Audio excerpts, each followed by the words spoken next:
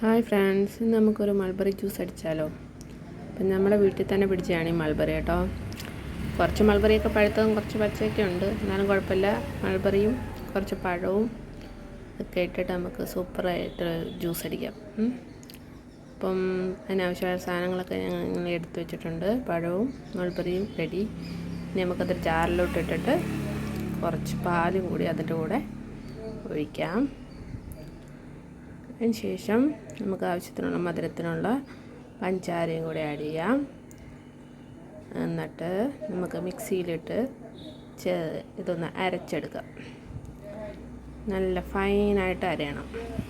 അരഞ്ഞതിന് ശേഷം ഒരു ഗ്ലാസ്സിലേക്ക് ഒഴിക്കുക, കുടിക്കുക. സൂപ്പർ സാധനം കേട്ടോ. എല്ലാവരും ഒന്ന് വീട്ടിൽ ട്രൈ ചെയ്ത് നോക്കിയിട്ട് കമൻറ്റ് അറിയിക്കണേ. അപ്പം എല്ലാവർക്കും ഇഷ്ടപ്പെട്ടു എന്ന് വിചാരിക്കുന്നു. എല്ലാവരും വീട്ടിൽ ട്രൈ ചെയ്യണം. കുട്ടികൾക്കൊക്കെ സൂപ്പർ സാധനമാണ്, നല്ല ഹെൽത്തിയുമാണ്.